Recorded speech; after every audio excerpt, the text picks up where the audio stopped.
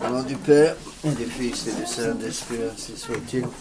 Venez, Esprit Saint, remplissez le cœur de vos fidèles, et allumez en eux le feu de votre amour. envoyez votre Esprit, Seigneur, et se fera une création nouvelle. Et vous renouvellerez la face de la terre. Prions. Ô Dieu qui avez daigné envoyer votre Esprit sur ce monde, donnez-nous par ce même Esprit de comprendre et d'aimer ce qui est bien, et de jouir sans cesse cette divine consolation pour le même Jésus-Christ notre Seigneur. Ainsi soit-il.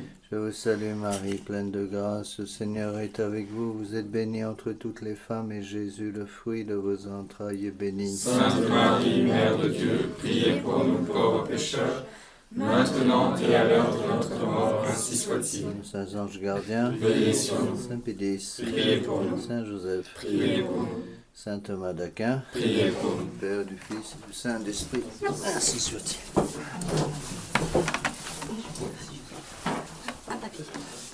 Je sais pas les... J'ai cru que c'était les ralliés. Ah non, non.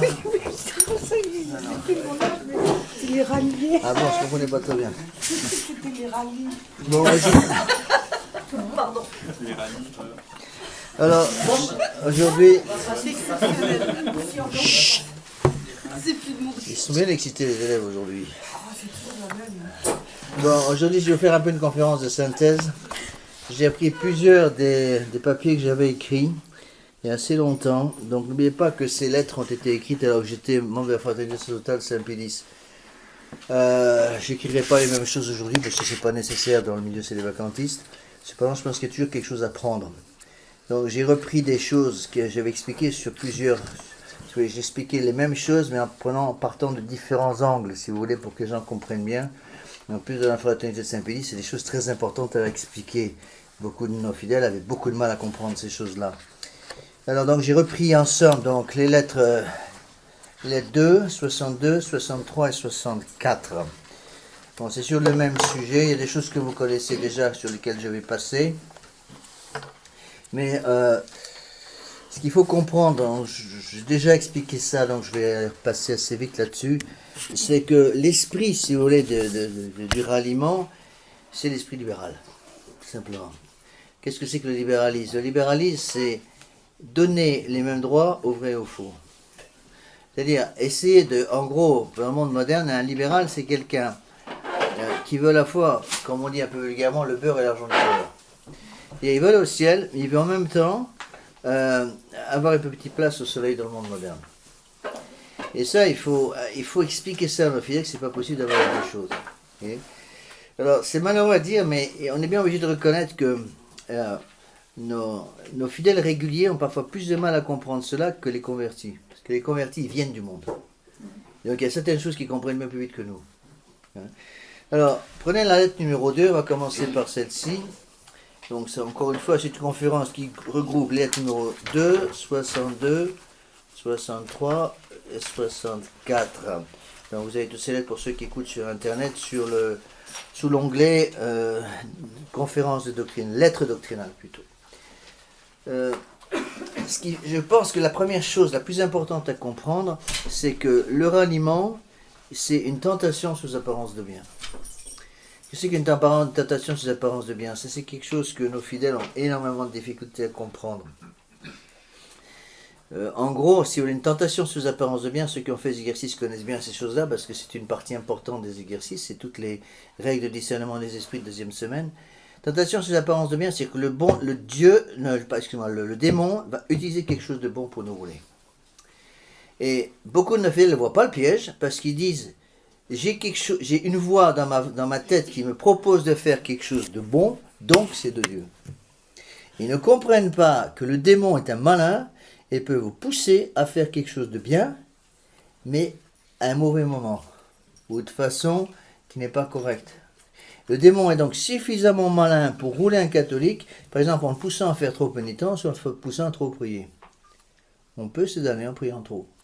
On peut se damner en faisant trop de pénitence. Donc il faut que tout ça soit équilibré. Donc c'est équilibré surtout par le don de sagesse et bien sûr par la vertu de prudence. Et le ralliement, c'est ça. Le ralliement, si vous voulez, c'est une tentation sous apparence de bien, dans le sens que l'intention est bonne, mais on ne se rend pas compte que c'est un piège. N'oubliez pas la formule, l'enfer est pavé de bonnes intentions. C'est pas parce qu'une intention est bonne que ça veut dire que ce que vous allez faire est bon. C'est pas parce que vous voulez convertir le voisin que ça veut dire que c'est une bonne chose. Bon, l'image classique, traditionnelle d'explication, c'est le monsieur qui travaille dans un bureau et puis qui a une secrétaire qui croit en ni à Dieu ni à diable et qui a décidé de la convertir. Et donc il commence à sortir avec elle tous les samedis soirs pour lui parler des exercices Saint-Ignace, il l'a envoyé à la retraite bien entendu. Et puis ça se finit très mal, pourquoi? Parce qu'il n'a même pas vu qu'en fin de compte le démon il passait par la personne en question pour arriver à rouler. Et alors l'intention est peut-être bonne, mais c'est pas parce que l'intention est bonne que ça veut dire que l'acte est bon. Et alors j'ai mis en lettre numéro 2, donc page 1, en colonne de gauche, un certain nombre d'exemples historiques de ralliement. Donc il faut les connaître parce que l'histoire est un perpétuel recommencement, toujours les mêmes histoires qui recommencent. Donc premier exemple de ralliement, là, donc ralliement au sens large du terme. Ralliement, ça veut dire quoi? Ça veut dire une tentation du démon d'unir le bien et le mal en espérant que, dans l'esprit des gens, en espérant que le mal va être, si vous voulez, complètement circonvenu par l'ensemble du bien. Et donc, si vous voulez, c'est une image qu'on comprend toujours pour expliquer. Là, les gens comprennent bien avec cette image. Imaginez un panier de pommes pourries. Bon, eh bien, quelqu'un de bonne intention va dire, moi, je vais mettre une bonne pomme au milieu, et la bonté de la bonne pomme va enlever la corruption de toutes les mauvaises pommes. C'est justement l'inverse qui va se passer. Pas besoin d'être très malin pour savoir que si vous mettez une bonne pomme au milieu d'un panier de pommes pourries, la bonne pomme va se corrompre. Bon. J'ai encore jamais vu la bonté de la pomme qui est bonne influer sur la corruption des pommes qui sont mauvaises et changer celles-ci en pommes bonnes. C'est impossible. Alors, plusieurs exemples. Premier exemple, le ralliement de 1789. Donc ça, c'était une partie d'histoire qui est importante. Donc, une partie du clergé se rallia à la constitution civile de clergé et devint ainsi schismatique. Ces prêtres étaient appelés jureurs face à ceux qui étaient restés fidèles à la foi catholique et réfractaires. Donc notez que les prêtres jureurs de l'époque, c'est-à-dire ceux qui avaient accepté le ralliement avec la constitution civile du clergé, disaient tous la messe traditionnelle. Hein. En plus de ça, ils étaient tous certainement prêtres. J'ai jamais eu moins de problème au niveau de la validité des ordinations. Ils étaient tous certainement prêtres, et pourtant ils étaient dans l'erreur. C'est un esprit schismatique, et ça a été condamné par l'Église. C'était le pape Pie VII, je crois que c'était Pie VI ou Pie VII, je ne sais plus, un des deux. Pie VII, fin de Pie VI, début de Pie VII, je crois. Et qui a justement rappelé le caractère schismatique de cette opération. Bon. Alors, encore une fois, il y avait des bonnes intentions. Mais la bonne intention ne suffit pas. Deuxième exemple, le plus connu, 1892, Léon XIII, qui convie les catholiques à adhérer au régime républicain de la France maçonnique. Non pas que le pape Léon XIII voulait que les catholiques adhèrent à la franc-maçonnerie, attention. C'est là où la tentation est une tentation sous apparence de bien. Si le pape avait poussé les catholiques à adhérer à la franc-maçonnerie pour changer la franc-maçonnerie de l'intérieur, ça aurait été une apostasie pure et simple. Il n'a jamais demandé ça. Il a demandé aux catholiques de se rallier à la France républicaine pour essayer de transformer, avoir de l'influence de l'intérieur sur le gouvernement pour que la bonne influence des catholiques puisse transformer les gens mauvais qui étaient dans le gouvernement. Bon, le problème, c'est que le pape Léon XIII n'avait pas du tout vu que on ne pouvait pas séparer la France républicaine de la France maçonnique. C'était une seule et même France. Et on n'a rien compris à la révolution actuelle dans le monde moderne tant qu'on n'a pas compris que la révolution est dans son essence même anti-catholique. Elle est anti-chrétienne. D'accord ? Et alors, qu'est-ce qui s'est passé ? Bien évidemment, ça a fait énormément de dégâts. Alors, je maintiens que la France catholique est morte en 1892. Le pape Léon XIII, sans le vouloir, attention, là on n'est pas dans le domaine de la foi et des mœurs, c'est un domaine politique. Le pape Léon XIII a donné un coup de couteau à tous les catholiques, et l'Église catholique ne s'est jamais relevée de ça. Jamais. Alors encore une fois, il faut aussi, là, à mon avis, utiliser cet exemple pour voir les faiblesses. Même quelqu'un comme Léon XIII, qui est considéré comme un grand pape, attention, j'ai pas du tout l'intention de... Seigneur Lefebvre n'aimait pas qu'on critique Léon XIII de façon générale. Et là, je pense qu'il avait raison. Il disait attention, il y a des catholiques de tradition, même si les vacantistes, qui pourraient dire tout est mauvais dans Léon XIII à cause du ralliement de 1892. Ce serait une erreur. Il y a des tas de choses excellentes dans les encycliques de Léon XIII. Et il faut bien étudier la chose. Le meilleur livre sur le sujet, pour ceux qui sont intéressés par ça, ce sont les livres du père Barbier. Entre autres, Histoire du catholicisme libéral. Et surtout un livre, c'est un peu délicat, si vous voulez, sur le plan canonique. C'est un livre qui a été mis à l'index. Les progrès du libéralisme sur le pontificat de Léon XIII. Bon, j'avoue que je l'ai lu. C'est passionnant. C'est passionnant, bien qu'en soi, on n'aurait pas le droit de le lire. Je pense que, vu la situation actuelle, c'est un livre, à mon avis, à lire. Avec prudence, c'est pas un livre à donner à n'importe qui. En gros, la thèse de l'abbé Barbier, c'est la suivante. Pour condamner le libéralisme politique de Léon XIII, il faut utiliser ses encycliques dogmatiques. On utilise les textes mêmes dogmatiques de Léon XIII pour condamner ses erreurs pratiques. Oui. Pourquoi est-ce qu'on l'avait mis à l'index? Il a été mis à l'index. Ah, c'était un peu compliqué. Il y a toute une histoire derrière. Il a été mis à l'index de façon un peu rapide, parce que donc le pape avait signé déjà le décret de condamnation du livre. Bon, je dis bien en soi, surtout à l'époque, donc on est au début du XXe siècle, sous Saint-Pédis, je pense que c'était sous Saint-Pédis. On était au début du XXe siècle, c'était en soi pas normal du tout de parler du pape régnant, qui était vraiment pape, avec des termes du pape, l'ancien pape régnant, avec des termes pareils. Bon. Alors, ceci dit, je pense que dans la situation actuelle, les choses seraient différentes. Si demain je deviens pape, la première chose que je fais, c'est enlever la condamnation, condamnation à l'index de ce livre. Donc, c'est des choses à utiliser avec prudence. Bon, j'ai pas l'intention de dire que tout est parfait dans si vous voulez, la façon de parler de l'abbé Barbier. Entre autres, l'abbé Barbier, parfois, manque de nuances. Ça, c'est vrai. Cependant, son livre est excellent. Et il faut utiliser les bonnes choses de ce livre pour, justement, essayer de se protéger actuellement. Donc, je crois vraiment que c'est le meilleur livre sur le sujet publié. Il y a d'autres livres qui ont été écrits, mais que je n'ai pas lus, alors je n'aime pas trop parler des choses que je ne connais pas. Troisième ralliement. Le ralliement de 1929 par le pape Pie XI, ce qu'on appelle les arreglos. Je passe vite parce qu'on a déjà parlé. Les arreglos de 1929, quand le pape a demandé aux catholiques mexicains, les cristeros, de se rallier, de reconnaître le gouvernement du Mexique, à savoir le gouvernement du Parti révolutionnaire, du Parti de la Révolution institutionnalisée. Bon, c'était une trahison terrible de la part des francs-maçons qui ont roulé dans la farine complètement Léon XIII. Quand ils s'en étaient aperçus, pas le Pie XI, c'était pas Léon XIII, c'était Pie XI. Quand ils s'en étaient aperçus, c'était trop tard. Je crois que, à mon avis, le point important dans ces histoires de ralliement, c'est de comprendre que tant le pape Pie IX, le pape Pie XI que le pape Léon XIII, tous les deux étaient des grands papes catholiques. Entre autres, le pape Léon XIII a fait des encycliques admirables, par exemple sur le rosaire. Il a fait d'autres encycliques qui sont fondamentales. Le pape Pie XI, c'est lui qui a fait l'encyclique Quas Primas, par exemple, sur le règne social de notre Seigneur Jésus-Christ. C'est lui qui a institué cette fête. Bon, certaines langues disent qu'il a institué cette fête pour se rattraper un peu ses erreurs politiques qu'il avait faites, ou qu'il allait faire avec les cristeros. C'est possible. Et je pense que ce qu'il faut comprendre derrière, c'est que la doctrine était bonne des deux côtés, tant chez le pape Léon XIII que chez le pape Pie XI, mais qu'il y avait une faiblesse. Ça, c'est très important pour nous, au niveau de la leçon à apprendre.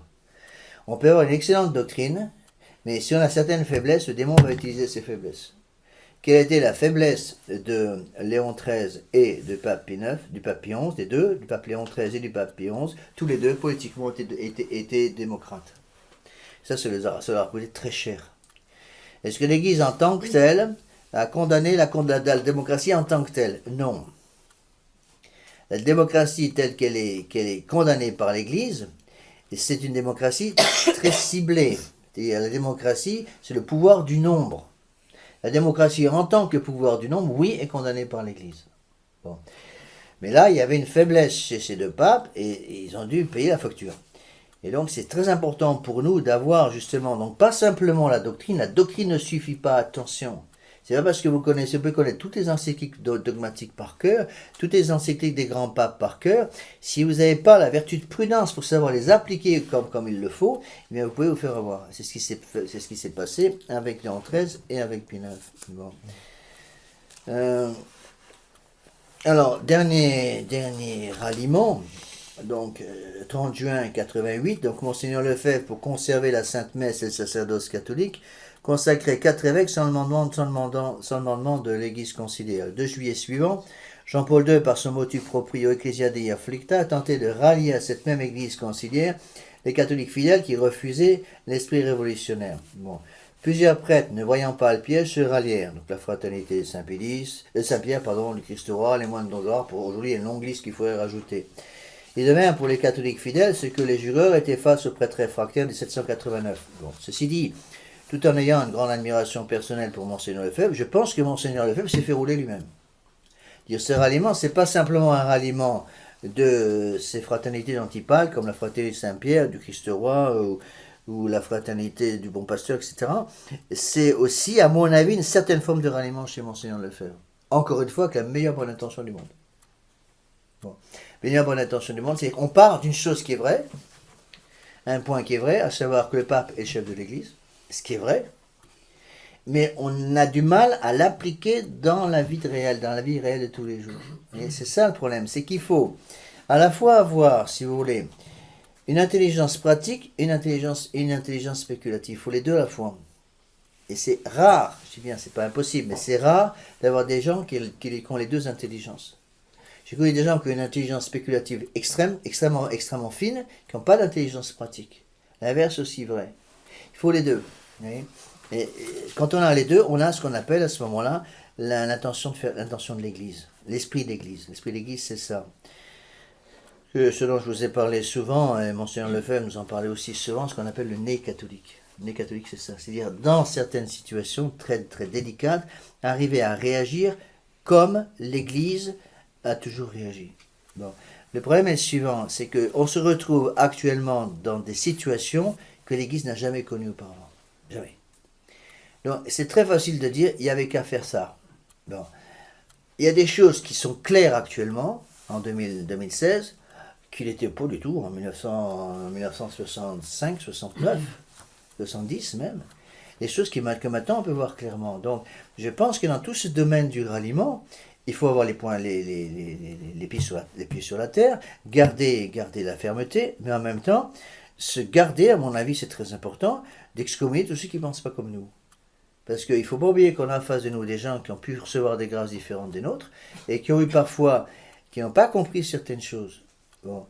Est-ce que Monseigneur Lefebvre avait l'intention de trahir tout le monde? Je suis certain que non, mais il n'avait pas tout vu, ça c'est sûr et certain. Monseigneur Lefebvre a fait trop confiance, il nous l'avait dit d'ailleurs plusieurs fois, on verra après dans les textes, qu'il est allé beaucoup trop loin. Bon.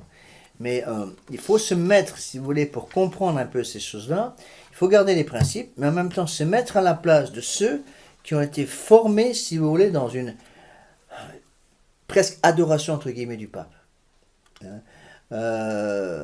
Monseigneur Lefebvre nous en parlait souvent quand il était petit. Quand il était petit, le pape régnant, c'était Saint Pie X. Bon. Imaginez un peu ce que c'était que le pape Saint Pie X. Mais enfin, nous, on a un mal fou à comprendre ces choses-là, parce qu'on n'est pas dans l'époque.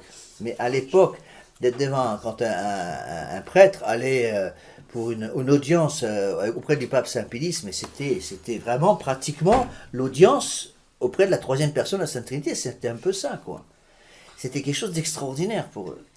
Et donc, mettez-vous à la place de ceux qui ont été formés dans cet esprit-là. Nous, on n'a pas de mal à voir les choses. Pourquoi? Parce qu'est-ce qu'on a connu? On n'a connu que des bandits. Bon. Moi, je suis né à 53. 53, bon, c'est encore Pie XII, mais enfin, c'est vraiment la fin de Pie XII. Donc, pratiquement, nous tous, ici, on a tous connu qu'à partir du modernisme. Donc, on n'a pas du tout cet état d'esprit qui était l'état d'esprit des anciens. L'état d'esprit des anciens, imaginez, je ne sais pas, des prêtres qui ont maintenant 90 ou 95 ans, qui ont été formés au temps de Pie XII, ou les anciens prêtres qui avaient été formés au temps, par exemple, d'un géant, à mon avis, un des papes les plus extraordinaires des derniers siècles, c'est Pie IX, Pape Pie IX. Eh bien, imaginez un petit peu ce que c'était d'être avec des papes comme ça. Mais des papes qui voyaient clair en matière politique, qui avaient justement cette prudence. Bon. Nous, on n'a vu que des bandits sur le siège de Pierre, qui ont pris la place du siège de Pierre. Donc c'est relativement facile pour nous de voir qu'ils n'ont plus la foi. C'est évident. Pour des gens qui ont été formés à l'ancienne, c'était beaucoup plus difficile. Monseigneur Lefebvre avait reçu cette formation, ça passait par littéralement l'adoration, ou presque. L'adoration pas au sens fort du terme, mais au sens faible du terme, l'adoration de ce qui venait de Rome. Rome a parlé, Rome a parlé, la cause est terminée. En soi, c'est vrai. Eh bien, en soi. Mais malheureusement, actuellement, on ne peut plus faire ça. C'est impossible de suivre un principe pareil, parce que souvent on perd la foi. D'accord ? Alors, voyons un petit peu les points sur lesquels il faut nous protéger. Donc les points sur lesquels il faut nous protéger, ce sont les points sur lesquels le gouvernement de l'Église de l'époque, enfin de l'Église moderniste de l'époque, a insisté le plus. Bon. Alors ça, vous avez ça en page 2, de la lettre numéro 2, page 2, au milieu de la colonne de gauche. Dans la formule d'adhésion des ralliés à l'Église conciliaire, ces derniers doivent reconnaître le nouveau code de droit canonique, l'orthodoxie de la nouvelle messe, des nouveaux sacrements, et promettent d'éviter toute polémique à propos de Vatican II. Donc 4 points.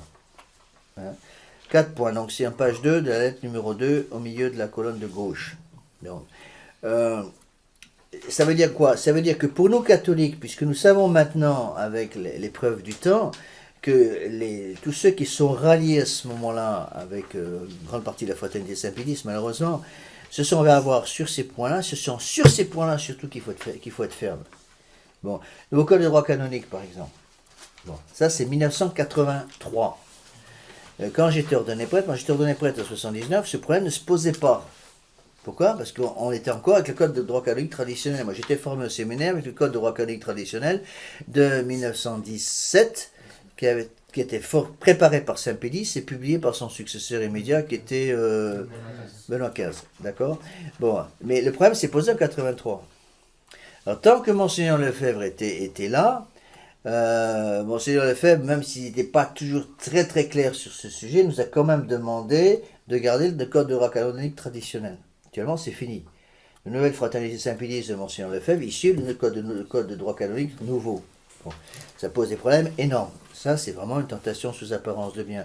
Si on accepte le nouveau code de droit canonique, Monseigneur Lefebvre nous avait expliqué, et je crois qu'il a raison, il nous disait le code de droit canonique de 83, donc c'est Jean-Paul II, le code de droit canonique de 83, nous disait-il, est plus dangereux encore que, nous disait-il, que par exemple la Nouvelle Messe ou Vatican II. Pourquoi? Parce que le code de droit canonique, c'est la loi de l'Église. D'accord? C'est la loi officielle de l'Église, et le code de droit canonique est protégé par l'infaillibilité. Parce que c'est vraiment le magistère ordinaire de l'Église. D'accord? Donc, si on adhère au droit canonique nouveau, on est obligé d'accepter tout ce qui s'ensuit. Donc, le droit canonique nouveau, il faut bien le comprendre, a été donné par Jean-Paul II en 1983 pour faire entrer les principes de Vatican II dans la loi de l'Église.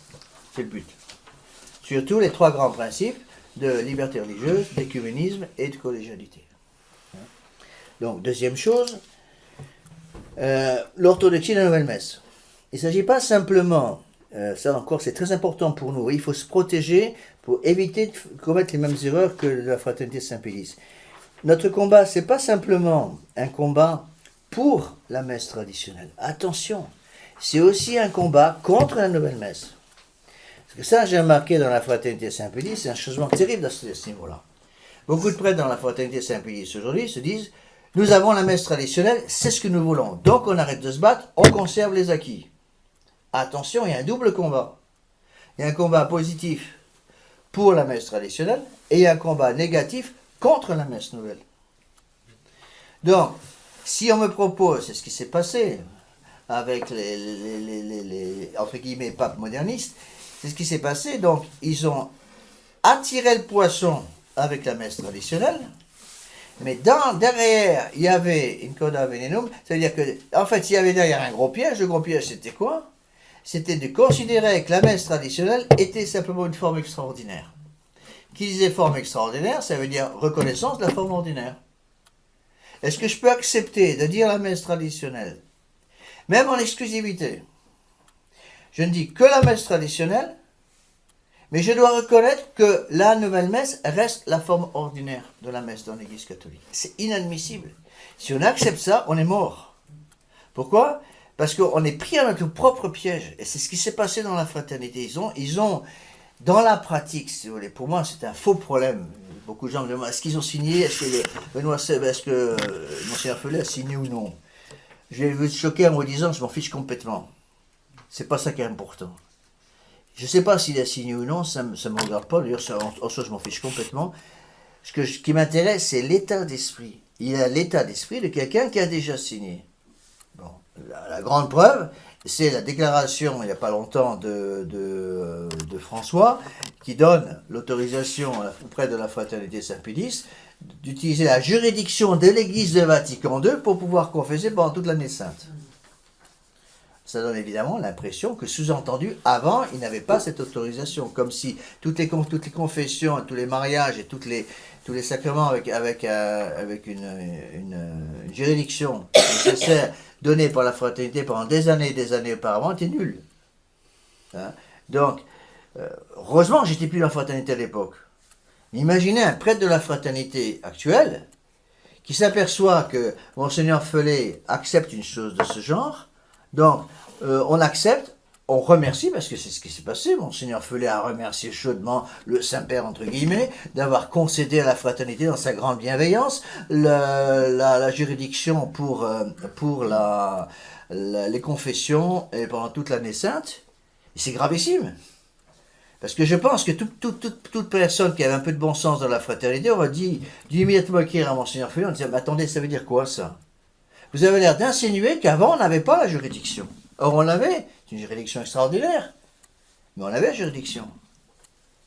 Et je pense que toute personne qui a encore un peu de bon sens dans la fraternité aurait dû dire à Monseigneur Follet immédiatement, Monseigneur, moi, j'ai rien à voir avec ça. Hein. Je n'en veux pas de cette juridiction de Jean 23, ou pas de Jean 23 de François, parce que je n'ai pas besoin de ça pour pouvoir confesser licitement. Alors, la réponse en face, c'est quoi? La réponse en face de la fraternité, c'est de dire, mais ça ne pouvait pas continuer de durer comme ça pendant des années et des années. Si vous voulez, ils se sont... En gros, si vous voulez, le démon les a roulés sur un point très précis en disant, ça dure depuis trop longtemps. Comme si nous avions le droit, nous prêtres, de dire au bon Dieu, écoutez, ça commence à faire un peu long quand même. Alors, toi-même, vous pouvez faire un peu un effort. Alors, comme vous ne faites pas un effort, donc on va s'arranger parce que manifestement, vous nous avez oubliés. Oui. La juridiction, il avait de... Comment? On a une juridiction extraordinaire. Bon, je donne un exemple. Dans toute l'Église catholique, un prêtre qui n'a pas de juridiction, par exemple. Il se promène dans la rue en train de dire son bréviaire. Quelqu'un me tape sur l'épaule, monsieur l'abbé, est-ce que vous pouvez me confesser, s'il vous plaît? Ce prêtre sans juridiction peut confesser, ce qu'on appelle l'erreur commune. Pourquoi? Parce que la personne qui lui demande, lui donne juridiction. D'accord? Toute une série de règles extraordinaires qui ont d'ailleurs été conservées dans le nouveau code de droit canonique parce que ça serait impossible de survivre dans le monde moderne sans avoir ces règles d'exception.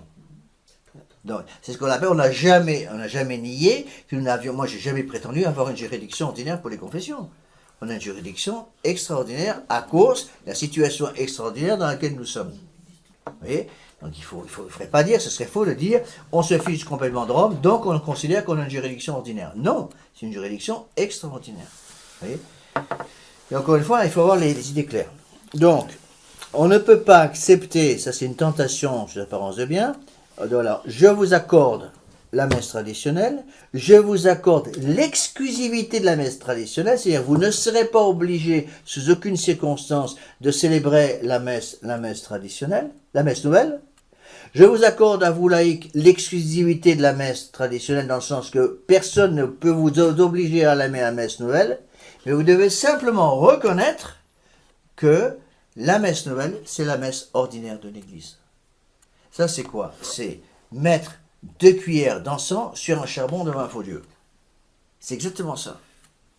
Ça, c'est une tentation sous apparence de bien. C'est même plus qu'une tentation sous apparence de bien. Pour moi, accepter le principe que la nouvelle messe est une messe normale, c'est déjà dire que Monseigneur FM s'est complètement trompé depuis le début. Vous voyez, ça, on n'a pas le droit. C'est inadmissible. On ne peut pas accepter des choses comme ça. Et c'est là où on voit à quel point, quand on commence par mettre le bout du doigt dans la bouche du démon, on finit par se faire rouler. C'est qu'après des déclarations de ce genre, après les dernières déclarations de Monseigneur Felet, pratiquement personne n'a bougé à ma connaissance dans la fraternité. Pas un prêtre. À ma connaissance. Je ne connais pas tout, hein. Peut-être certains qui ont bougé. J'ai pas entendu parler d'un seul prêtre dans la fraternité qui a eu le courage de dire, mais attendez, on n'a pas besoin de ça pour pouvoir confesser. Vous voyez? Et c'est un danger extrême.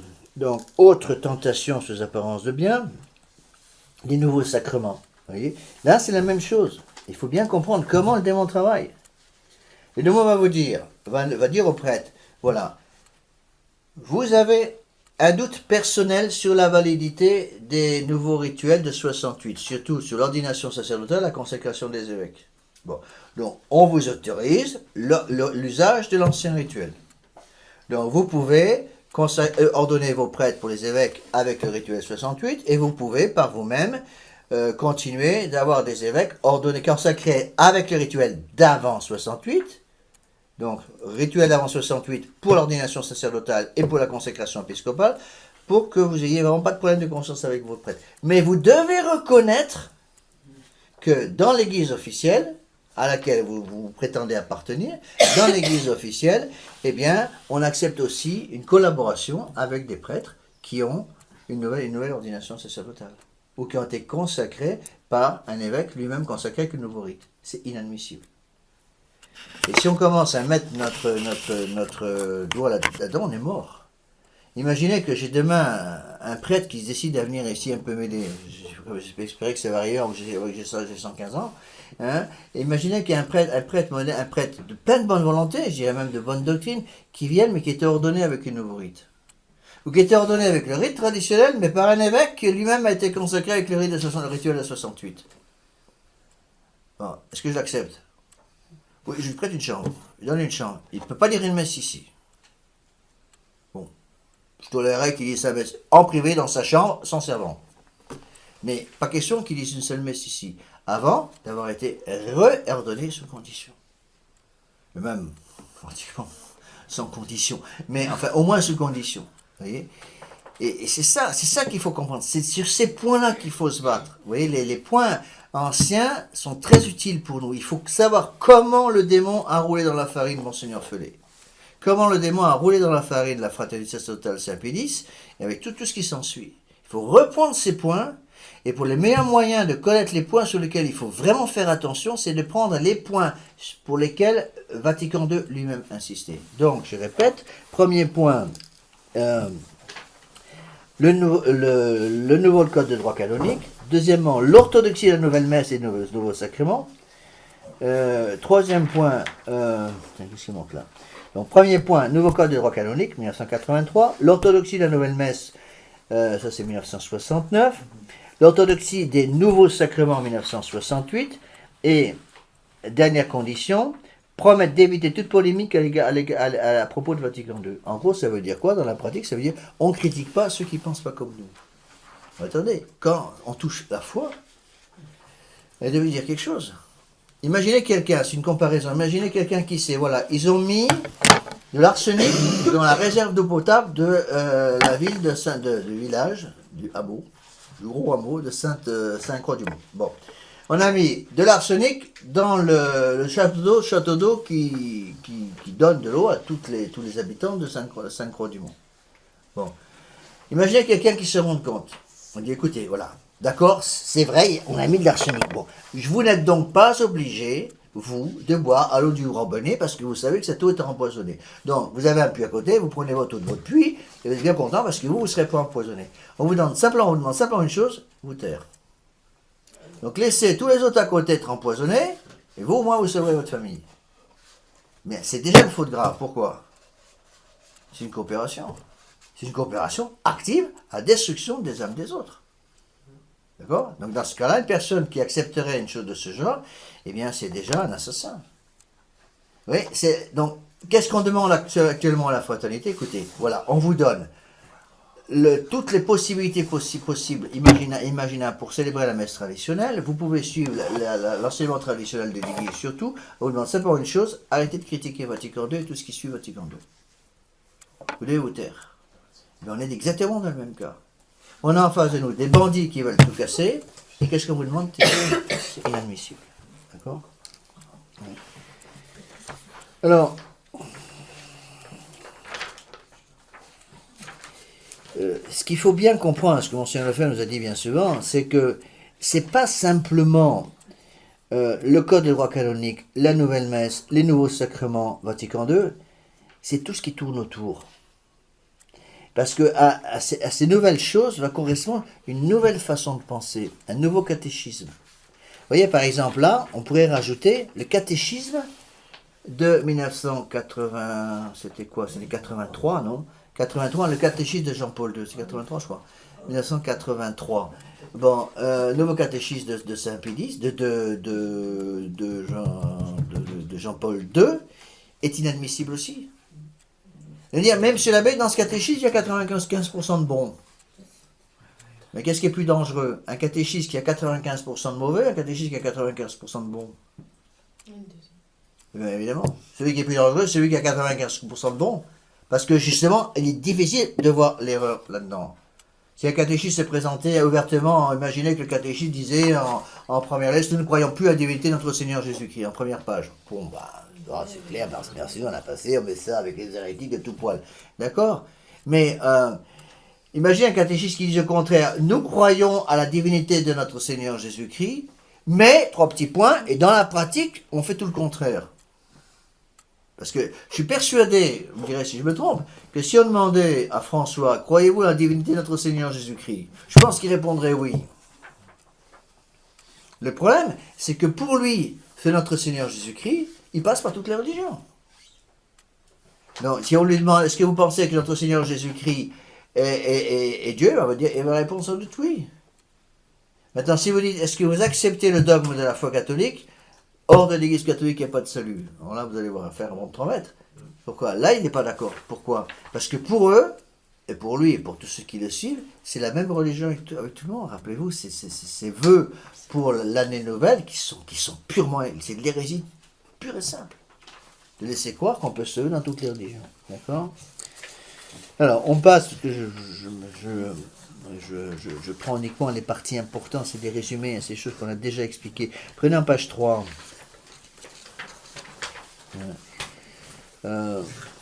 Page 3, donc, juste sous le titre « Les ralliés pris au piège ». Voilà une citation de Monseigneur qui est peu connue, c'est bien dommage. Monseigneur Lefebvre me disait en 1977 « Il ne s'agit pas d'un différend entre Monseigneur Lefebvre et le pape, mais d'une incompatibilité radicale entre l'Église catholique et l'Église conciliaire. » Certes, on peut dire, mais Monseigneur Lefebvre n'a pas été logique avec cette phrase. C'est vrai, non, parce qu'elle a été dite. Il ne faudrait peut-être pas oublier qu'elle a été dite. Bon, il ne faudrait peut-être pas rappeler à Monseigneur Fellet que cette phrase a été dite. Bon, et je suis sûr que si un prêtre, dans la fraternité sacerdotale Saint-Pédis, aujourd'hui, dans n'importe quelle grande chapelle de la fraternité Saint-Pédis, citait ce texte, par exemple, de Monseigneur Lefebvre en plein sermon du dimanche, il aurait des ennuis avec la fraternité immédiatement. Immédiatement, il demanderait de revenir sur ce texte, parce que c'est des textes historiques qui ne sont plus valables actuellement, comme ils disent. D'accord? Alors, pour vous aider à bien comprendre tout cela, il y a une citation magnifique qui est très connue, mais je voudrais vous la rappeler quand même, parce que c'est une situation qui vraiment met du baume dans le cœur des catholiques, en page 4, donc de cette lettre numéro 2. C'est une citation splendide de l'encyclique Notre Charge Apostolique, je pense. J'ai déjà dit souvent qu'une des encycliques les plus importantes du XXe siècle, c'est notre Charge Apostolique, l'encyclique de condamnation du Sillon de 1910. C'est une encyclique qui condamne un mouvement qui voulait tout simplement mettre déjà en 1910 les principes révolutionnaires de liberté, d'égalité, de fraternité dans l'Église catholique. Voilà ce que disait Monseigneur Saint-Pédis. Donc, un petit peu le langage des saints. L'Église qui n'a jamais, page 4, colonne de droite, l'Église qui n'a jamais trahi le bonheur du peuple par des alliances compromettantes n'a pas à se dégager du passé. Il lui suffit de reprendre avec le concours des vrais ouvriers de la restauration sociale les organismes brisés par la Révolution et les adapter dans le même esprit chrétien qui les a inspirés au nouveau milieu créé par l'évolution matérielle de la société contemporaine. Car les vrais amis du peuple ne sont ni révolutionnaires ni novateurs, mais traditionnalistes. Non, vénérables frères, il faut rappeler énergiquement dans ces temps d'anarchie sociale et intellectuelle où chacun se pose en docteur et législateur, on ne bâtira pas la cité autrement que Dieu ne l'a bâtie. On n'édifiera pas la société si l'Église n'en jette les bases et ne dirige les travaux. Non, la civilisation n'est plus à inventer, ni la cité nouvelle à bâtir dans les nuées. Elle a été, elle est, c'est la civilisation chrétienne, c'est la civilisation catholique. Il ne s'agit que de l'instaurer, la restaurer sans cesse sur ses fondements naturels et divins contre les attaques toujours renaissantes de l'utopie malsaine, de la révolte de l'impiété, omnia instaurare in Christo, tout restaurer dans le Christ. C'était la devise de Saint Pie. Bon, c'est une phrase splendide. Il y a toute une série de phrases de ce genre dans notre charge apostolique. En plus, le gros intérêt de notre charge apostolique, c'est une encyclique qui est très facile à lire. Donc commencez par ça, allez surtout pas commencer par Pascendi, parce que là vous allez vite la fermer. Fermez l'encyclique parce que c'est trop compliqué pour des gens qui n'ont pas un petit peu de base philosophique. Commencez par bien assimiler notre charge apostolique, et puis une fois que vous avez assimilé cette encyclique, à ce moment-là, vous pouvez commencer à étudier par exemple le serment antimoderniste de Saint Pie, puis le décret Lamentabili, et enfin Pascendi. Je crois qu'il faut même suivre cet ordre. Notre charge apostolique, puis notre charge apostolique c'est 1910, puis le serment antimoderniste ça c'est 1907, puis Lamentabili ça c'est juillet 1907, puis Pascendi septembre 1907. Je veux dire, mais on ne suit pas l'ordre chronologique, c'est vrai, mais il y a des encycliques qui sont plus difficiles que d'autres. Vous voyez ? Alors, passons à la lettre numéro 62 maintenant. Là encore, je pense qu'il y a des textes qu'il faut connaître. Il ne faut pas dire ce que j'ai entendu beaucoup trop souvent. Ça vient de Monseigneur, donc ça ne m'intéresse pas. Tout ce qui vient de Monseigneur est pourri. Mais non, c'est complètement idiot. Il ne faut pas dire que tout ce qui vient de Monseigneur Lefebvre est pourri. Monseigneur Lefebvre a écrit des choses terribles. Je suis sûr que je vous conseille à tous d'étudier les sermons de Monseigneur Lefebvre. Sermons de Monseigneur Lefebvre. Ils ont été publiés dans le passé, donc utilisez-les, même s'il ne faut plus le dire. Il faut étudier ces sermons. Il y a des choses splendides. Lisez par exemple ce qu'a écrit Monseigneur Lefebvre, par exemple, sur le mystère de l'incarnation. Monseigneur Lefebvre expliquant le mystère de l'incarnation à partir du traité de l'incarnation de saint Thomas d'Aquin. C'est extraordinaire. Parce que nous disait Monseigneur Lefebvre sur le règne social de notre Seigneur Jésus-Christ, il y a des sermons là, qui sont des sermons, presque je les à genoux, tellement ils sont beaux. Ce que nous a dit Monseigneur Lefebvre sur la distinction entre la messe comme sacrifice et la messe comme sacrement. Des sermons magnifiques sur la relation intra-trinitaire, mais c'est tout simple, c'est tout simple. Il avait une simplicité, il avait l'art de simplifier les choses compliquées. Bon, donc ça c'est étudié. Alors, voyons un petit peu ces textes justement dans cet esprit-là, pour nous protéger de ce ralliement, parce que c'est le but de la conférence. Voilà ce qu'il disait en 4 septembre 1987, ce texte-là est le plus connu. On ne peut s'entendre, mes amis. Rome a perdu la foi. Rome est dans l'apostasie. Ce ne sont pas des paroles, des mots en l'air que je vous dis. Rome est dans l'apostasie. On ne peut plus avoir confiance dans ce monde-là. Ils ont quitté l'Église. Il a quitté l'Église, il quitte l'Église. Même si nous accordait un évêque une certaine autonomie par rapport aux évêques, toute la liturgie de 62, même si nous accordait de continuer comme nous le faisons maintenant, nous ne pourrions pas collaborer, c'est impossible. Parce que nous travaillons dans deux directions diamétralement opposées. Il travaille à la déchristianisation de la société et de la personne humaine de l'Église, et nous travaillons à la christianisation de l'Église et de la société. Prenez un texte comme ça. Dans ce texte, il y a une grosse erreur. Laquelle ? 62. Bon. Ça, c'est la grosse erreur. C'est vrai qu'il y a ce texte sur France 62. Est-ce que ça veut dire pour autant qu'il faut jeter le texte à la poubelle ? Non, parce que la deuxième partie, pour moi, est géniale. Quand Monseigneur nous dit, nous travaillons en direction diamétralement opposée, il travaille à la déchristianisation de la société, de la personne humaine et de l'Église. Nous travaillons à la christianisation de l'Église, de la société. Donc Monseigneur Lefebvre nous expliquait, ils veulent une Église homocentrique, centrée sur l'homme. Nous voulons une Église christocentrique, centrée sur le Christ. Vous voyez. Bon, ceci dit, 1962, c'est impossible pour moi. Je ne peux plus en conscience dire la messe avec les rubriques 62. 62, c'est déjà Jean 23. Donc, supposez que demain, le bon Dieu m'envoie, ou le démon, on va se dire que c'est pas le bon Dieu, m'envoie quelqu'un avec qui lise la messe 62, j'en veux pas. J'en veux pas, même s'il y a toute l'égalité possible du monde entier. Pourquoi? Parce que si j'accepte la messe 62, j'accepte déjà de mettre le doigt dans l'engrenage. Vous voyez? Et bon, Monseigneur Lefebvre l'avait d'ailleurs senti en partie, à mon avis, parce que, contrairement à ce que racontent certains prêtres, Monseigneur Lefebvre n'a jamais obligé l'exclusivité 62. C'est faux. Moi, quand j'étais au séminaire, Monseigneur Lefebvre nous a toujours dit, je vous demande de suivre les rubriques 62 pour toutes les messes privées, les messes publiques. Mais en messe privée, vous avez le droit de suivre Saint-Pédis. J'ai toujours dit, quand j'étais membre de la fraternité Saint-Pédis, je disais, quand j'étais en vacances par exemple, toujours la messe avec les rubriques de Pie XII, ou de Saint-Pédis, un peu les mêmes, que je suis ici. Mais à mon avis, ça me semble une erreur, parce que 62, c'est déjà le début du modernisme. D'accord? Alors, une phrase qui est très importante, donc c'est en page, donc on est dans lettre 62, page 1, en bas de la page, colonne de droite. Une citation de Don Guéranger, qui est à mon avis très importante. Cette citation de Guéranger, je l'ai entendue de Monseigneur Lefebvre. Quand le pasteur ne fait plus son travail et abandonne le troupeau, le plus courageux des moutons prend sa place à la tête du troupeau et organise le combat contre le loup et le mord si nécessaire. Le problème, c'est qu'en agissant ainsi, il va prendre le goût du sang. Ça, c'est typique de la situation actuelle. Bon. Donc, on est dans une situation de ce genre. On n'a plus de pasteur. Nous sommes orphelins d'autorité. Bon. Alors, il y a deux solutions. Première solution, on se dit, nous sommes orphelins d'autorité, donc on ne peut plus rien faire. On bouge plus le petit doigt. On se contente là où on est. On protège, on ferme les écoutilles. On attend la fin du monde. Bon, c'est une solution. C'est à mon avis pas la bonne. Bon. La deuxième solution, c'est de dire, on agit comme l'Église aurait agi à ce moment-là. Bon. Sinon, on tombe dans une espèce, si vous voulez, c'est une tentation sous apparence de bien qui nous dit, voilà, nous ne sommes plus dans une situation normale, donc puisque nous ne sommes plus dans une situation normale, nous ne faisons plus rien, nous attendons un retour à la situation normale. Ça me semble une énorme erreur. À ce moment, on ne fait plus rien. En soi, j'ai pas le droit de prêcher l'exercice Saint-Ignace ici.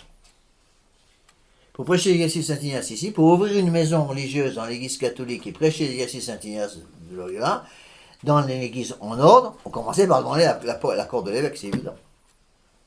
L'évêque, qui est en général appelé, voilà, j'ai une maison, on va prêcher l'exercice Saint-Ignace à ce moment-là. J'ai complètement oublié de demander à l'évêque de Bordeaux l'autorisation de prêcher l'exercice ici. Bon, et j'ai pas l'intention de le faire. Bon. Alors, si je suis rigoriste, si vous voulez, au niveau canonique, je dis, bon, puisque je n'ai pas l'autorisation, eh bien, on fait rien, on attend. On pendant longtemps, comme ça. Et ça me semble extrêmement important. Vous voyez. Là, j'insiste là-dessus parce que c'est un état d'esprit qu'on rencontre dans la combat catholique qui est de plus en plus fréquent et qui, à mon avis, nous mène droit dans le mur. Absolument droit dans le mur. Parce que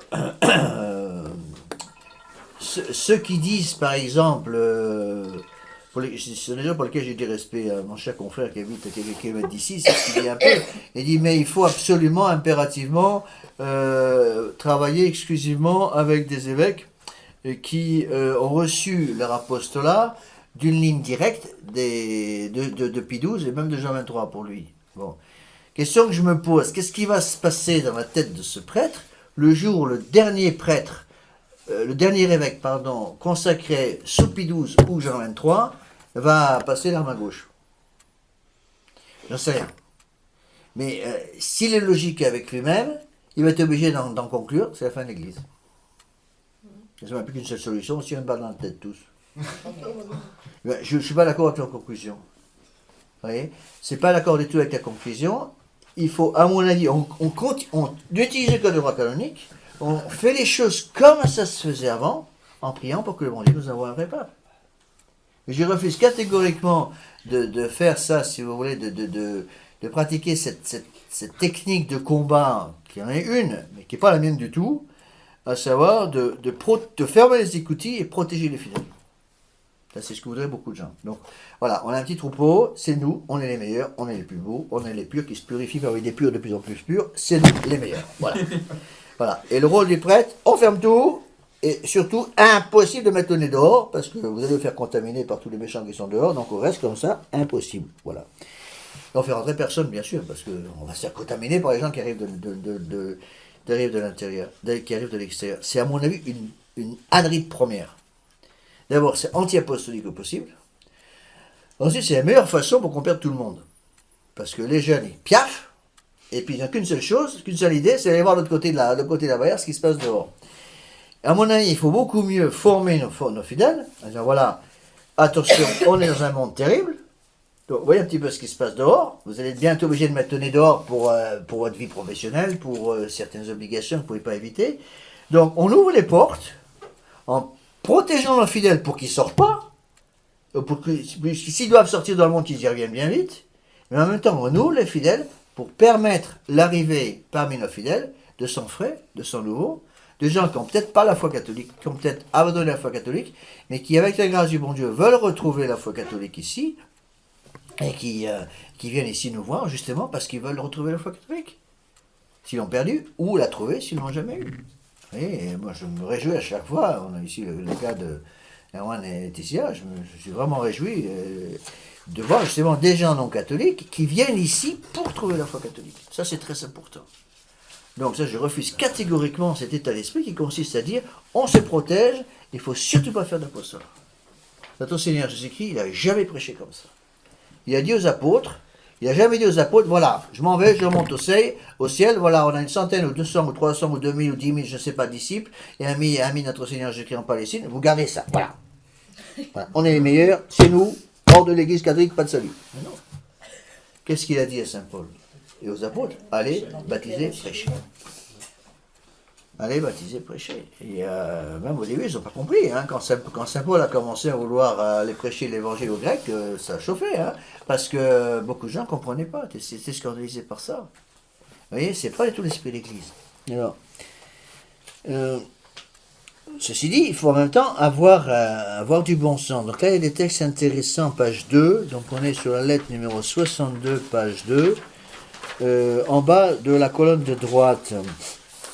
C'est des textes qu'il faut connaître parce que, encore une fois, les gens citent tout le temps Monseigneur Lefebvre, mais en général, ils le connaissent mal.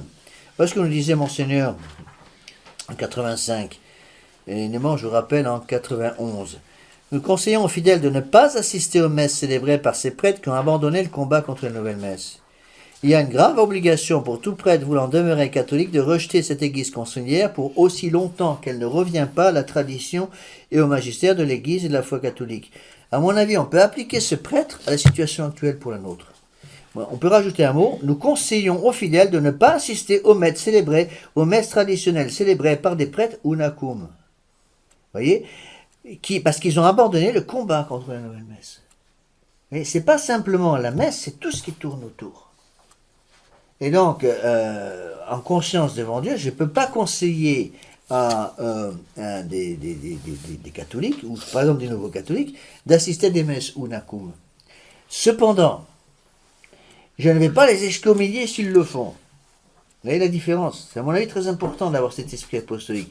Écoutez, vous tenez absolument à assister à des messes de la Fraternité Saint-Pédis, qui sont des messes unakum, parce que c'est tout ce que vous avez dans votre coin. Vous me demandez ce que j'en pense. Je ne suis pas d'accord et je préférerais que vous ne le fassiez pas. Cependant, si vous le faites, je ne vais pas vous excommunier d'abord parce que je ne peux pas, et ensuite parce que j'espère que vous serez assez intelligent par vous-même de voir en quelques mois ce qui ne va pas et vous sortirez en courant. C'est en général ce qui se passe. Vous voyez? Donc là, il faut faire attention. La charité doit demeurer même dans ces domaines-là. Je l'ai déjà expliqué plusieurs fois, mais j'insiste là-dessus. Je ne dirai pas la même chose pour les confessions. Parce que l'expérience m'a montré que les convertis ne tenaient pas le coup dans le monde moderne sans la confession. Donc quelqu'un me dit, monsieur l'abbé, est-ce que je peux aller à une messe de la Fraternité Sacerdotale Saint-Pédis, une messe unakum? Je dirais non, n'y allez pas. Monsieur l'abbé, je suis en état de péché mortel, le seul prêtre traditionnaliste dans le coin c'est un prêtre de la fraternité sacerdotale Saint-Pédis. Est-ce que je peux aller me confesser un prêtre de la fraternité ou vaut-il mieux pour moi que je reste en état de péché mortel pendant des mois et des mois parce que je ne vais pas retrouver un prêtre traditionnel avant je ne sais pas combien de temps? Allez vous confesser au prêtre de la fraternité. Parce que j'estime que celui qui est en état de péché mortel et qui va refuser d'aller se confesser un prêtre de la fraternité sacerdotale Saint-Pédis, il n'a rien compris. Ça, c'est la folie. C'est la folie, c'est la présomption, et là, ils risquent de payer très cher ces choses. Et dans la pratique, qu'est-ce qui se passe? Si on laisse nos jeunes qui tombent dans le péché mortel, parce que malheureusement, c'est ce qui arrive, eh bien, il faut qu'ils puissent se confesser tout de suite. Vous voyez, je fais donc une distinction entre la messe et la confession. Alors là, un texte intéressant de Monseigneur en bas de la page 2, colonne de droite, ce serait une illusion, nous disait Monseigneur Lefebvre, que de penser qu'un accord avec Rome nous ouvrirait les portes d'un grand apostolat. Cela nous placerait certainement alors dans une situation ambiguë et douteuse qui nous pourrirait. Les individus qui occupent Rome aujourd'hui sont des antichrists. Je ne dis pas antéchrist, je dis antichrist. Ils sont contre le Christ, cela est certain, absolument certain. Que devons-nous faire contre quelqu'un qui est en train de détruire l'Église, qui est pratiquement un apostat et qui veut faire de nous des apostats? Nous n'avons pas affaire à des gens honnêtes.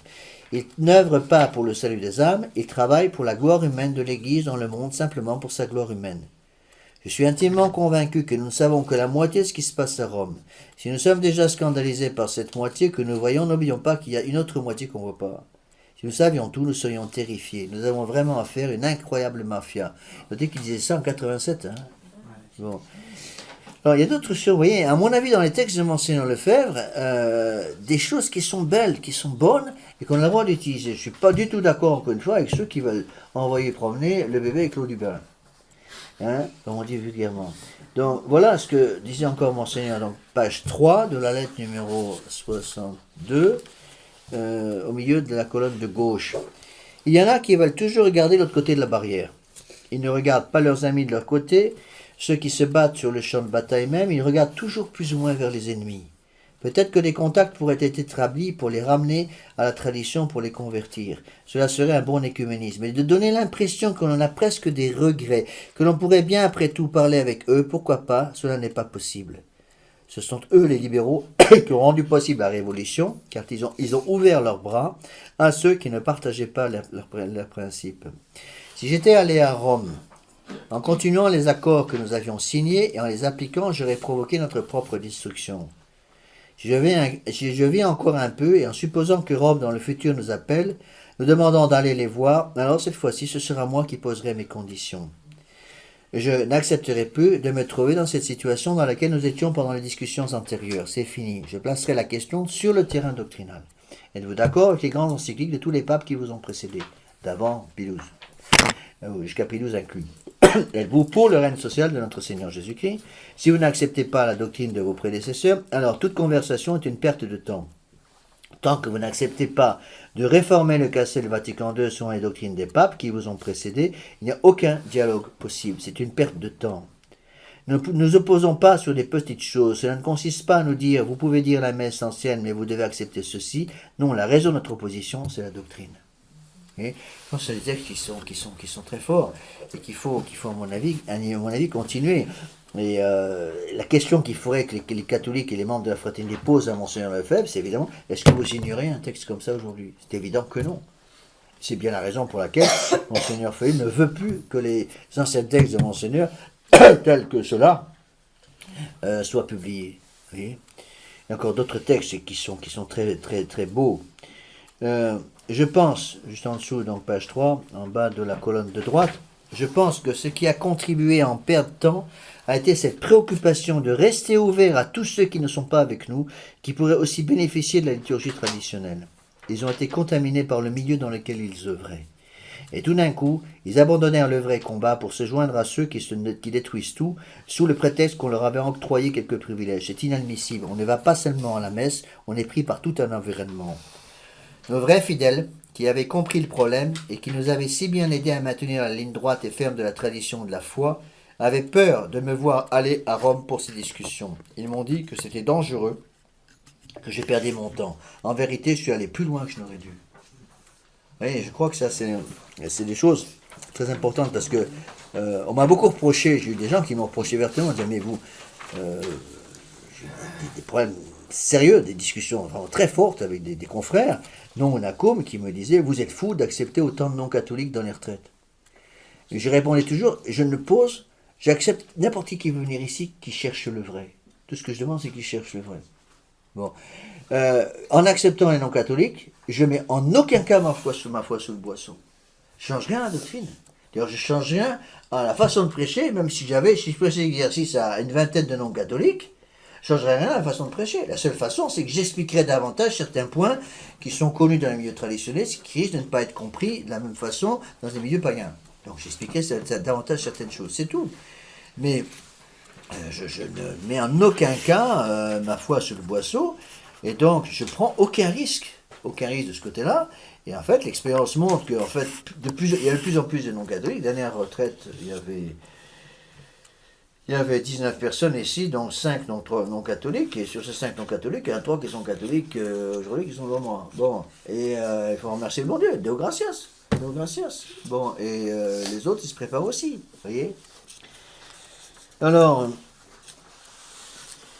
il y a un texte en page 4, une note là qui me semble importante aussi. Je ne sais pas tant tout expliquer, donc je vais donner les textes, relisez-les, il y a beaucoup de choses à dire.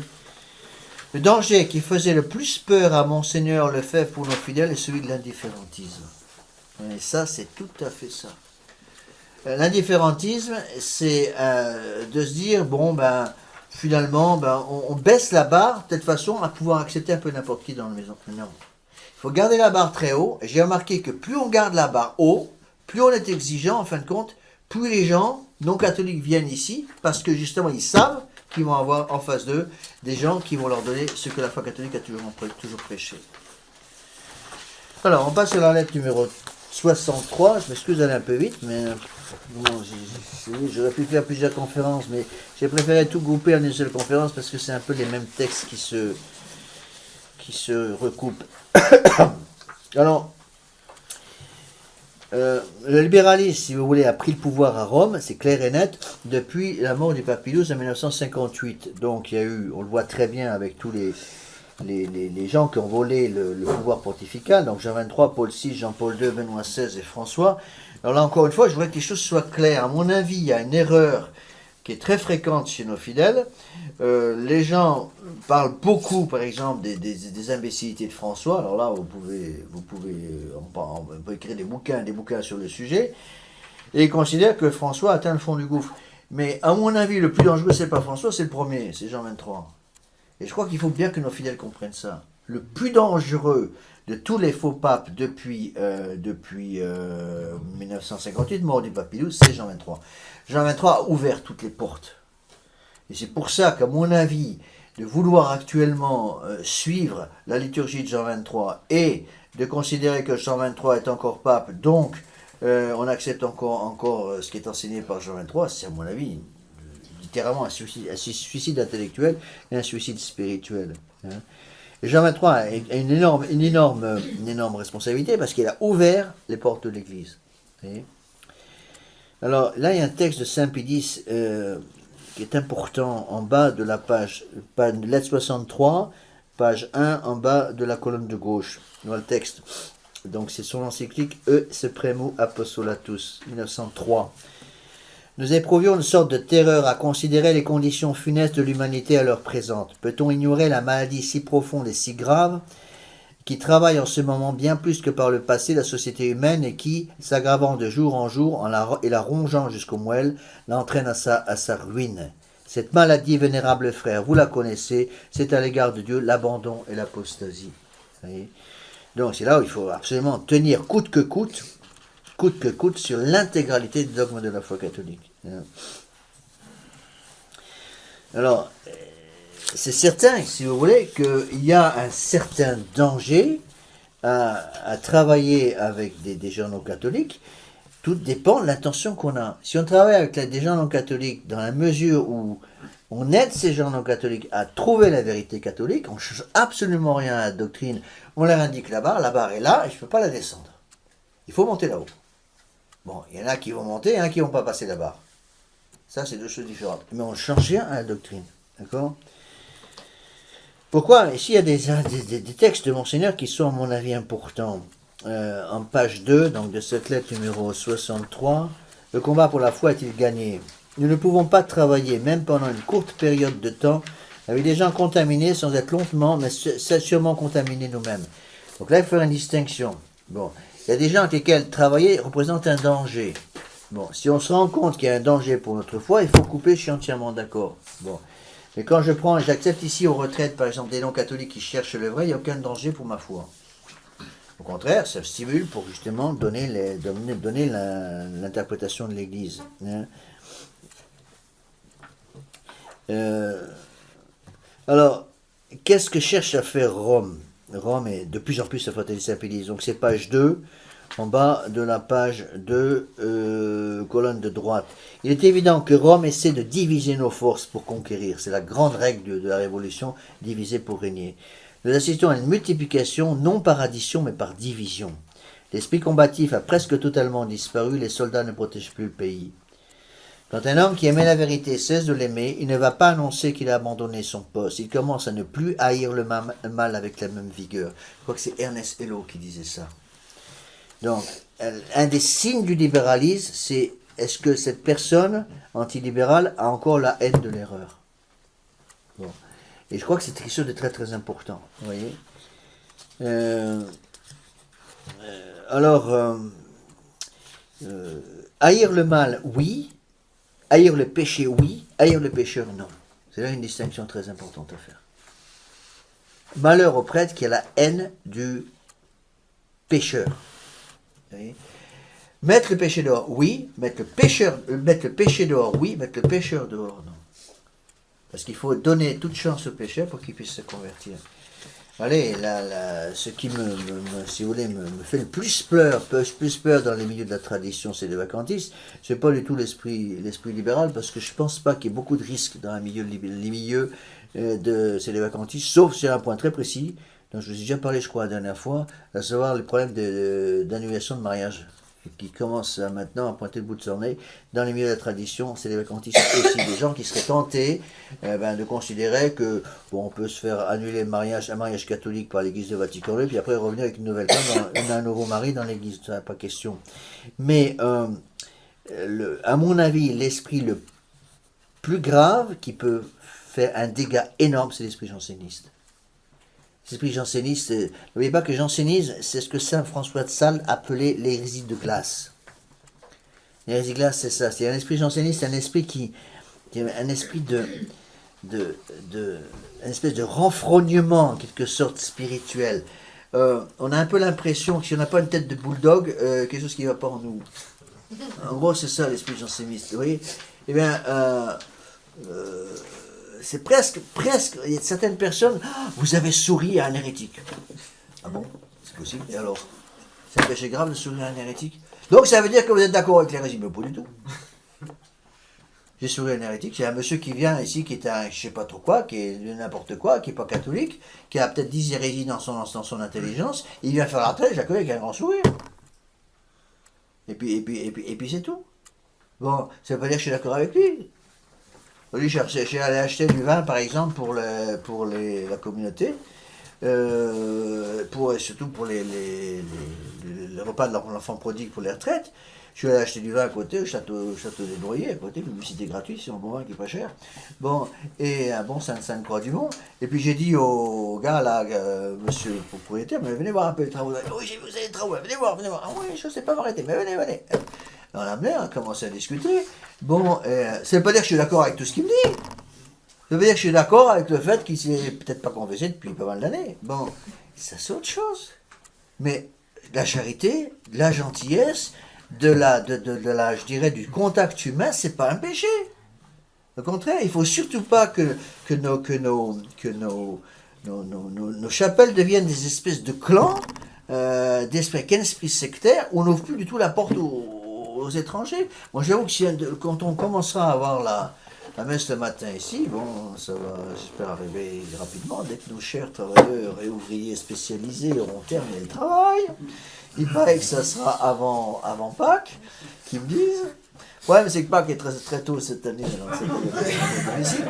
Bon, mais une des choses que je voudrais faire, je voudrais absolument, si je peux, instituer ce qu'on a vu aux États-Unis. Aux États-Unis, on a un truc qui était génial. Après les messes, c'était Coffee and Donuts. Bon. Tout le monde se retrouvait dans une grande salle qui était toujours sur la chapelle. Bon, ici, on pourra faire quelque chose là-bas. Et que tous les paroissiens, à la sortie de la messe, quand ils ont fini leur action de grâce, tout le monde vient dans la salle à manger là-bas pour un petit verre de l'amitié. Alors, ce sera un petit gâteau, ça sera. Je vais pas demander à Marie-Jeanne de faire un grand tiramisu de 3 mètres de long à chaque fois, non. Rassurez-vous. Mais, ce sera des petits gâteaux, un verre de jus d'orange pour tout le monde, pour les enfants, un petit verre de condiment pour les adultes. Je pense que c'est capital pour qu'il y ait cette communication qui se fasse. Parce qu'on est une famille. Et si on n'a pas l'esprit de famille, on ne va pas tenir le coup. Et surtout, nos enfants ne tiendront pas le coup. Et puis surtout pas, sauf qu'il peut, alors là, le premier qui veut m'introduire ça ici, je le mets dehors avec un coup de pied dans le derrière, physiquement. Surtout pas séparation garçon-fille, alors là, sauf qu'il peut. Hein. Parce que s'il y a des endroits où les gens doivent se rencontrer dans le cadre familial, c'est précisément la sortie des messes. Parce que les parents sont là pour veiller au grain, et c'est normal que des familles puissent se revoir à ce moment-là, garçons et filles mélangés, sous le contrôle, bien entendu, des parents. Vous voyez ? Ça, il faut faire attention à ces choses-là. Alors, une phrase qui est importante aussi, c'est page 3 donc, de cette même lettre, les dangers de ce libéralisme. Il y a deux phrases qui me semblent importantes ici, lorsque nous disait Monseigneur Lefebvre, page 3, toujours dans la lettre numéro 63. On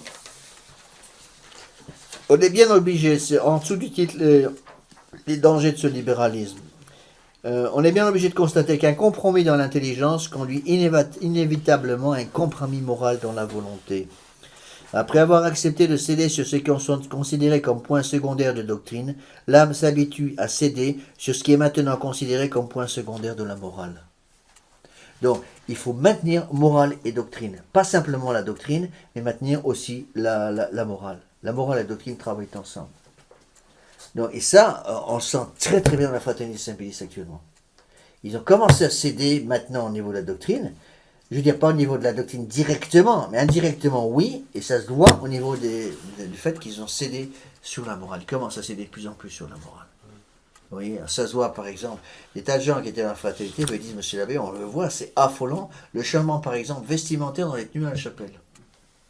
Vous voyez, le changement dans les réunions de famille, dans les réunions d'amis entre membres de la fraternité Saint-Pédis.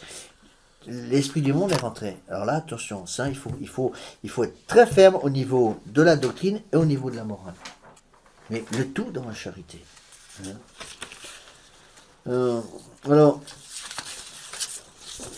autre texte important.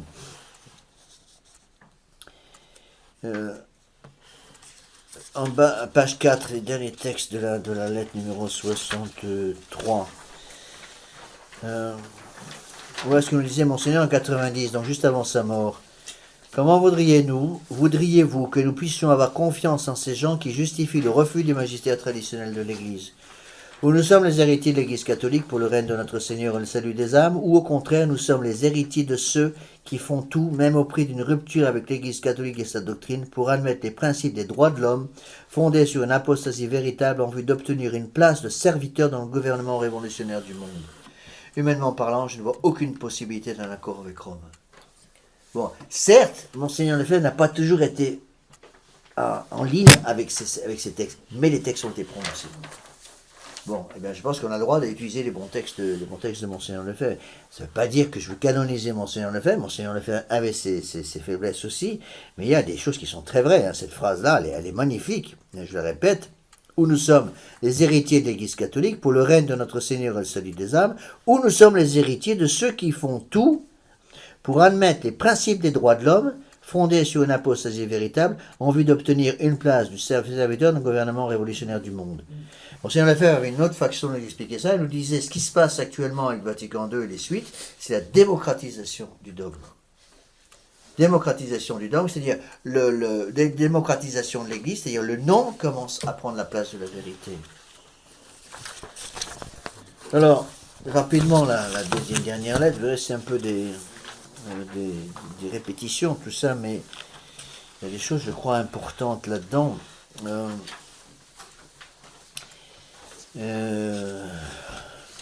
Bon, c'est des exemples que j'ai déjà donnés, donc j'y reviens pas. Hein. Des exemples que j'explique en long, en large et en travers dans les exercices de Saint-Ignace, parce qu'à mon avis, quelque chose de très important. Je vous les redonne rapidement. C'est page 1 de la page 64, de la lettre numéro 64, accord avec Rome, optimisme, illusion ou folie. Ce serait intéressant de voir si actuellement un prêtre de la fraternité sacerdotale Saint-Pédis pourrait publier une lettre actuelle comme ça, la même lettre. Ça, je les ai publiées à mon bout de temps, hein, mais j'ai jamais eu de critique directe, au moins directe. Actuellement, je ne pense pas qu'un prêtre de la fraternité pourrait publier cette même lettre. Il se ferait taper sur les doigts immédiatement. Donc, prenons deux pommes. La première est pourrie jusqu'au trognon. La deuxième, au contraire, est parfaitement belle, avec un petit verre à l'intérieur qui a commencé son travail de décomposition du fruit. Laquelle est la plus dangereuse? Évidemment, c'est celle qui apparaît belle. Bon, c'est la même chose avec les prêtres. Imaginez deux prêtres, c'est un exemple que je donne tout le temps aux exercices. Le premier affublé d'une chemise élavée, porte un pantalon déchiré, un nu-pied, casquette américaine vissée sur son crâne. Il joue la guitare chaque samedi soir dans la boîte de nuit locale, avec l'intention bien sûr de convertir tous ceux qui y rencontrent. Le deuxième ecclésiastique porte soutane et col romain, toujours tiré à quatre épingles, célèbre la messe traditionnelle, mais prêche l'obéissance aveugle à François ou Benoît XVI. Bon, c'est évidemment le deuxième qui est dangereux. Oui, donc ça, il faut voir les dangers en face. Et voir les dangers en face ne nous demande pas pour autant, ne nous oblige pas pour autant à rester dans le terrier, sous prétexte qu'il ne faut pas sortir du terrier pour ne pas se faire contaminer par le monde moderne. Hein. Donc il faut bien connaître la doctrine.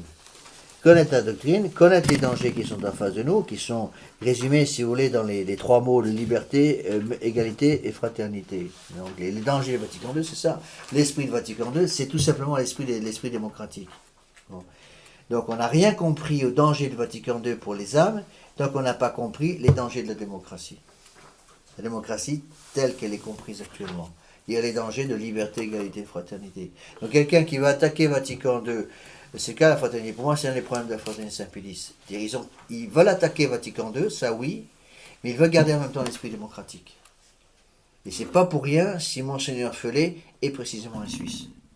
Donc ils sont imprégnés de cet esprit de démocratie, parce que la Suisse, c'est un pays démocratique. Voilà. Et ils sont imprégnés de cet état d'esprit qui consiste, si vous voulez, à c'est doux, c'est gentil, tout est mignon, etc., etc. Et on en fait une espèce de pacifisme moral et pacifisme intellectuel. Non, la charité, oui, mais dans le combat pour la vérité au niveau dogmatique et dans le combat pour la vérité au niveau moral, les deux choses. D'accord? Alors, le meilleur moyen de détruire une œuvre, si vous voulez, par ses faux principes, c'est de la diviser. Donc il faut qu'on soit réunis. C'est ça le problème, c'est qu'en même temps, il faut qu'on soit réunis, mais en même temps, on ne peut pas travailler avec des gens qui ont des principes qui sont trop dangereux. Vous voyez? Moi, plusieurs personnes m'en ont parlé, monsieur l'abbé, c'est comme pas normal, vous avez une autre chapelle à 5 km de chez vous, comment se dit que vous ne pouvez pas travailler en union avec l'abbé Belmont? Moi, je demande que ça, hein, à condition qu'on puisse travailler sur des principes communs.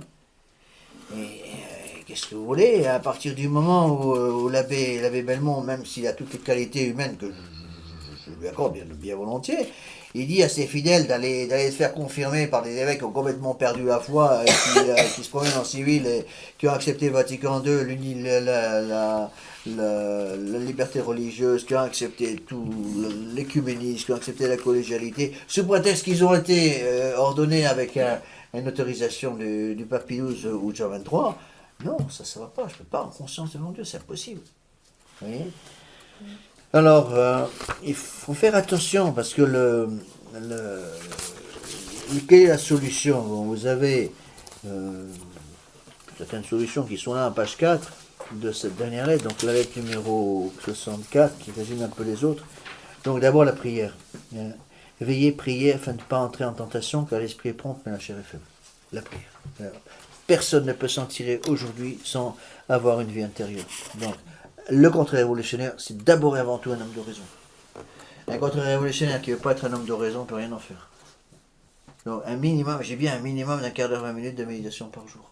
Bon, je sais bien que c'est pas toujours facile, je sais bien qu'il y a les occupations familiales, les occupations professionnelles, mais on y arrive avec la grâce du bon Dieu, donc c'est une question d'habitude, il faut un certain entraînement pour cela, pour arriver petit à petit à placer au moins un quart d'heure, 20 minutes au début. Vous voyez, si vous avez du mal à faire oraison, ne serait-ce que un quart d'heure, 20 minutes par jour, prendre un livre comme par exemple l'Imitation du Christ ou l'Évangile directement et lire très lentement. Vous prenez par exemple les 4 évangiles en un seul de Charles Weber, je crois que les éditions Cérami viennent de le rééditer. Et donc vous prenez les 4 évangiles en un seul, c'est ça le titre, non? Oui. 4 évangiles en un seul par Charles Weber, c'est les 4 évangiles mis bout à bout, ordonnés de façon ordonnée. Vous lisez un quart d'heure, 20 minutes, lentement l'évangile. Vous asseyez dans un coin, vous avez la paix, et vous prenez un quart d'heure, 20 minutes pour vous obliger à faire ça. Même si c'est tout ce que vous pouvez faire, faites-le. Prenez l'imitation du Christ. L'imitation du Christ, c'est des choses admirables. Vous voyez. Deuxièmement, c'est l'étude. Capital d'étudier. D'abord le catéchisme. Ne vous lancez pas dans l'étude des grands textes du magistère de l'Église catholique sans d'abord avoir le catéchisme. Commencez par le catéchisme de Saint-Pédis, par le catéchisme du Concile de Trente. Bon, vous pouvez aussi étudier le catéchisme en audio qui est sur le site Dame Marie, dont je m'occupe. Après, une fois que vous avez le catéchisme en tête, à ce moment-là, faites le reste. Oui. Chose qui m'a beaucoup frappé dans la formation que Monseigneur Lefebvre nous donnait. Monseigneur Lefebvre, avant de nous faire étudier les erreurs, qu'on appelait les erreurs contemporaines, exigeait qu'on ait d'abord une bonne philosophie. Oui, il voulait d'abord qu'on ait bien compris la vérité avant d'étudier les artisans d'étudier les artisans d'iniquité. Et il a raison, oui, donc il faut bien connaître la foi. Et là, vous avez tous les grands textes en page 4, colonne de droite, les grands textes du magistère de l'Église. Je vous conseille beaucoup, commencer, je vous l'ai déjà dit, par notre charge apostolique de Saint-Pédis, à bien connaître, parce que notre charge apostolique, c'est la condamnation de la démocratie, de l'esprit démocratique, le faux esprit démocratique dans l'Église. Un texte à connaître. Un deuxième texte qui est à mon avis fondamental à connaître, c'est Conta-Coura. Conta-Coura, 1864, Pie IX. Donc, notre charge apostolique, c'est 1910, Saint-Pédis. Conta-Coura de Pie IX, 1864, associé au syllabus. Syllabus, une liste de 80 propositions condamnées par l'Église. C'est certainement le texte, Monseigneur Lefebvre me disait, c'est le texte du magistère le plus important des derniers siècles. Je pense qu'il a raison. Commencez par bien posséder ça. Après, vous pouvez rajouter Quas Primas de Pion, c'est le règne social de notre Seigneur Jésus-Christ. Une fois que vous avez bien possédé ces textes de base, c'est-à-dire le catéchisme traditionnel, les grandes encycliques fondamentales, à ce moment-là, vous pouvez vous lancer dans Pascendi. Pascendi, c'est l'encyclique à étudier, mais ne pas étudier Pascendi sans avoir les bases. Sinon, vous allez vous dégoûter. Pascendi, c'est une encyclique qui fait plus de 100 pages. Hein. Et c'est 100 pages de philosophie du gros calibre. Hein. C'est pas une encyclique pour petits gamins de l'école primaire. Hein. Mais c'est une encyclique qui est absolument fondamentale. D'accord. Pour les nouveaux catholiques, je conseille aussi beaucoup le livre de Monseigneur Lefebvre, Ils l'ont découronné, qui est un bon livre qui explique bien donc le règne social de notre Seigneur Jésus-Christ. Alors il faut pas se décourager, mais il faut pas paniquer, mais en même temps, il faut comprendre que la seule solution, c'est justement la prière, l'étude. La prière et l'étude, c'est de plus important. J'ai mis après, protéger le dernier carré des soldats fidèles. Attention dans le bon esprit. On se protège, mais on se protège avec un esprit d'ouverture. Esprit d'ouverture, non pas par rapport à l'erreur, esprit d'ouverture pour que d'autres personnes puissent se nourrir de la vérité. Donc les gens meurent de faim autour de nous, il faut attirer ces gens. Mais vous attirez ces gens pour le sourire, la première chose. Hein. Vous avez une tête de bulldog, ben vous attirez personne. Un bulldog, il protège très bien. Vous avez un gros bulldog à votre porte, il n'y a personne qui rentre dans la maison. Hein. Ah, c'est sûr et certain, d'accord. Mais enfin, le gars qui voulait frapper la maison, sonner à la porte pour vous demander des renseignements, se convertir, il voit le bulldog à la porte, il ne rentre pas non plus. Alors on empêche le voleur de rentrer, très bien, et vous empêchez celui qui cherchait le voleur aussi de rentrer. Donc alors il faudrait peut-être changer un peu la tête de bulldog, mettre quelque chose d'un peu plus agréable, qui a en même temps la férocité du bulldog quand il faut, mais en même temps la charité. Ça c'est capital. On peut dire tout ce qu'on veut sur Monseigneur Lefebvre, mais c'est sa vertu principale. Et oui, cette extraordinaire passion, cette extraordinaire charité, je peux vous raconter, j'en raconte souvent des petits passages, des petites parties de Monseigneur Lefebvre, de l'œuvre de Monseigneur Lefebvre, justement. Monseigneur avait cette exquise charité qu'il a fait beaucoup, beaucoup de bien.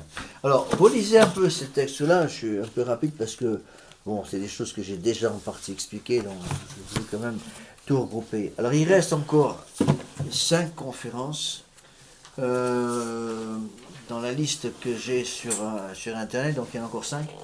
Il y en a 66 en tout, il en reste donc, j'ai étudié 61. Donc il en reste 5, il y en a une sur le cas Galilée, dans la série des grands mensonges de l'histoire, c'est très intéressant à étudier. Il y en a une sur la vocation don de soi qui est importante, il y en a une aussi sur les grandes erreurs de Maria Valtorta et compagnie, ça c'est important, il y a des éclairs là-dessus. En tout il y a encore 5, donc je pense que je devrais pouvoir terminer le cycle des lettres à peu près à la fin du mois de février, peu de choses près. Donc avant Pâques, et puis après je commencerai, si Dieu veut, l'étude de la somme théologique de saint Thomas d'Aquin. J'ai un cours qui est déjà prêt, il faut que je le retravaille. Donc il y a un polycopier, je vais le vérifier hier, il y a un polycopier de 170 pages. Donc je mettrai sur internet, qui est un résumé de la somme. Parce que la somme théologique, c'est très important d'avoir l'esprit de la somme, c'est l'esprit de saint Thomas, c'est l'esprit de l'Église, en même temps il est parti compliqué, donc il faut réduire un petit peu à mon avis, et ce que je veux c'est donner aux gens l'amour de la somme théologique de saint Thomas, l'amour de saint Thomas d'Aquin, pour après qu'ils aillent par eux-mêmes étudier la somme, vous voyez. Bon, on va finir par une prière.